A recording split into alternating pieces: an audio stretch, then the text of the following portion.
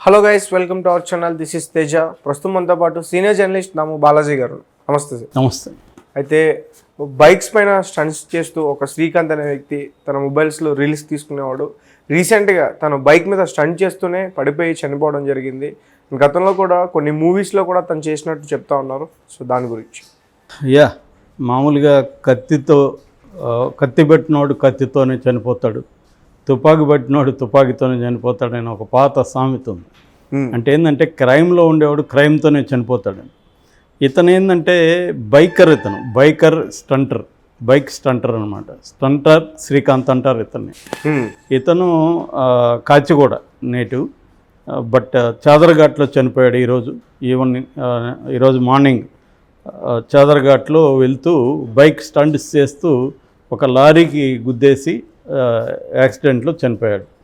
ఇతని దగ్గర ఒక కత్తి, సెల్ ఫోన్ని పోలీసులు స్వాధీనం చేసుకున్నారు. అంటే మామూలుగా ఇతను రౌడీ షీట్ కూడా ఓపెన్ అయింది. ఆల్రెడీ 2-3 పోలీస్ స్టేషన్లో రౌడీ షీట్లు కూడా ఉన్నాయి. మన సుల్తాన్ బజార్ పోలీస్ స్టేషన్లో రౌడీ షీట్ ఉంది, లేక్ పోలీస్ స్టేషన్లో రౌడీ షీట్ ఉంది.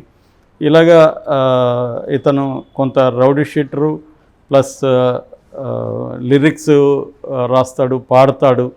ఇతను చాలా వీడియోస్ ఉన్నాయి, దోస్తానా మీద వీడియోస్ ఉన్నాయి. మనకు యూట్యూబ్లో కూడా చాలా పాపులర్ అనమాట ఇతను. అట్లాగే ఇన్స్టాగ్రామ్లో కూడా విపరీతంగా ఫోటోలు ఉన్నాయి ఇతనివి. బేసిక్గా ఏంటంటే ఒళ్ళంతా ఇతనికి టాటూస్ ఉంటాయి. సో ఇతను వెరీ పాపులర్ అని చెప్పొచ్చు సోషల్ మీడియాలో. కానీ హైదరాబాద్ సర్కిల్స్లో కొన్ని సర్కిల్స్లో పాపులరు లేదా నోటోరియస్ అంటే బ్యాడ్లీ పాపులర్ వాళ్ళని నోటోరియస్ అంటారు. ఓకే.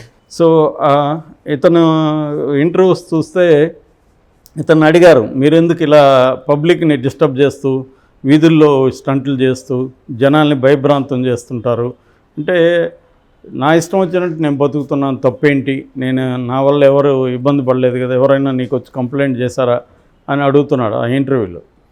సో అసలు ఇలాంటి కుర్రవాళ్ళు బైకర్స్ చాలామందిని చూస్తాం మనం. నేను అప్పుడప్పుడు నెక్లెస్ రోడ్లో వెళ్తున్నప్పుడు కూడా మార్నింగ్స్ వెళ్తే విపరీతంగా ఇలాంటి వాళ్ళు కనబడతారు. విపరీతంగా భయభ్రాంతం చేస్తుంటారు అక్కడ వాకర్స్ని, వాళ్ళందరినీ.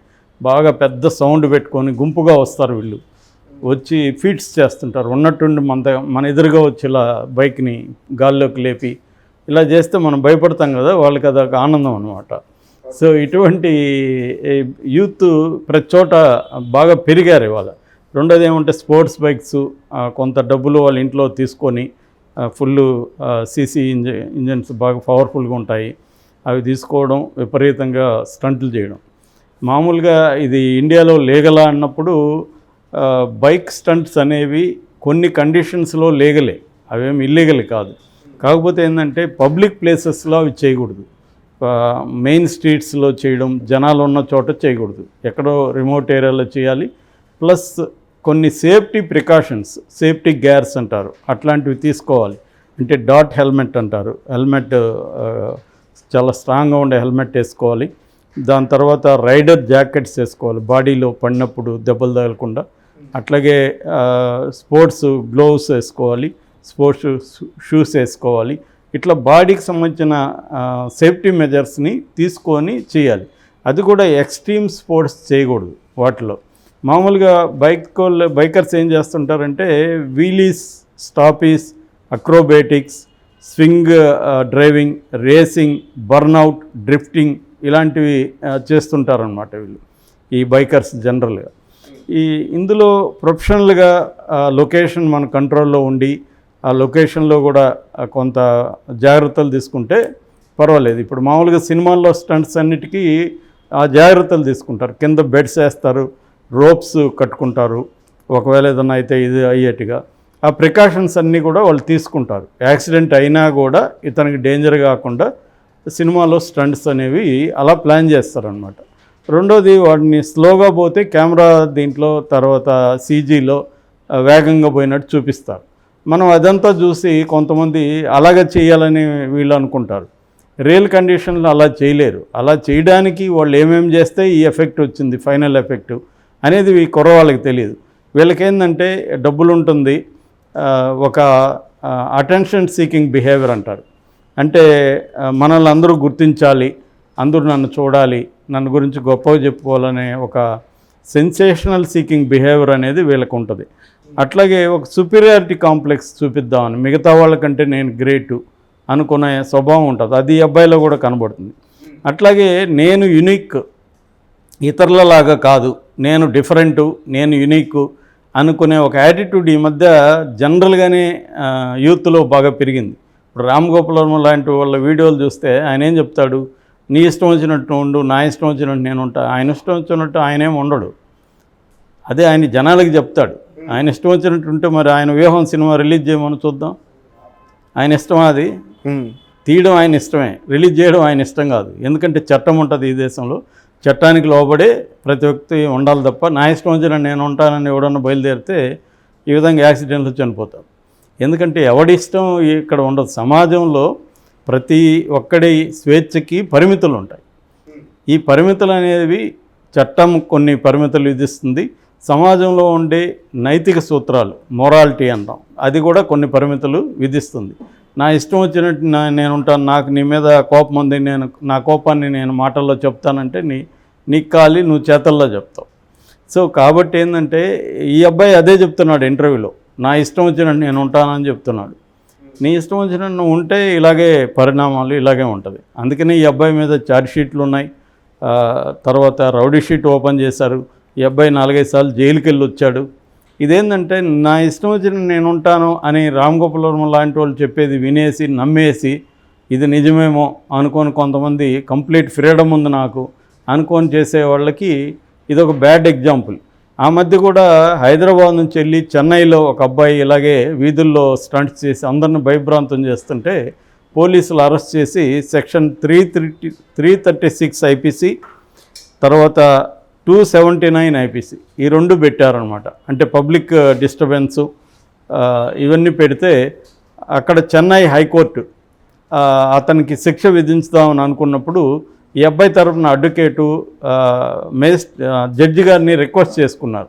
సార్ తను తెలియక చేశాడు సార్, తనకి శిక్ష విధిస్తే లైఫ్ పాడవుతుంది, దయచేసి మీరు శిక్ష వేయకండి, బెయిల్ ఇవ్వండి అని రిక్వెస్ట్ చేసినప్పుడు ఆ జడ్జి ఏం చెప్పాడంటే, ఓకే నేను ఇస్తాను, కానీ నువ్వు ఒక కండిషన్ ఏంటంటే ఇలాంటి బైక్ రైడింగ్స్ ఇలాంటి బైక్ స్టంట్స్ చేయడం వల్ల ఏమేం ప్రమాదాలు వస్తాయి అనేదాన్ని ఒక వీడియో చేసి నువ్వు పెట్టు నీ ఛానళ్ళన్నిట్లో అని ఆ అబ్బాయికి అది పనిష్మెంట్ అన్నమాట.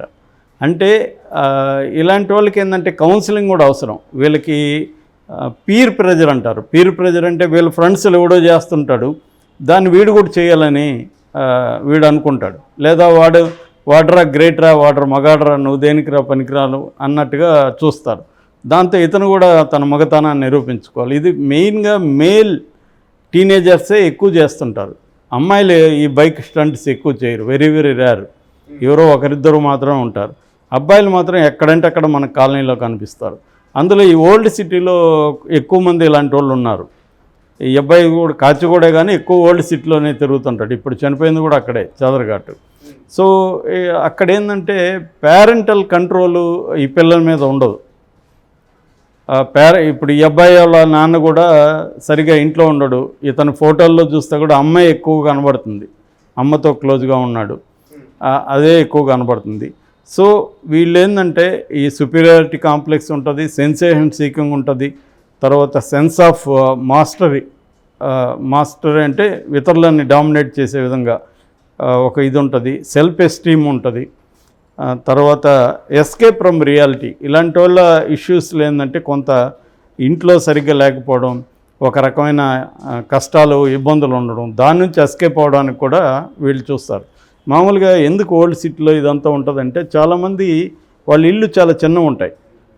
ముస్లిమ్స్, నేను కూడా పద్మారావు నగర్లో ఇంతకు ముందు ఉన్నా, ఆ కాలనీలో ఉండే ముస్లిం యూత్ అంతా మా ఇంటి ముందు దాదాపు అర్ధరాత్రి 3 దాకా 4 దాకా గోల్ చేస్తూ ఉండేవాడు. ఎందుకంటే వాళ్ళు ఇళ్ళల్లో పోయి ఫ్రీగా ఉండలేని పరిస్థితి, అంతా కూడా స్లమ్స్ వాళ్ళే. సో వీళ్ళు బయట వచ్చేసి ఇది చేస్తుంటారు. సో ఇలాంటి ప్రాబ్లమ్స్ ఉంటాయి.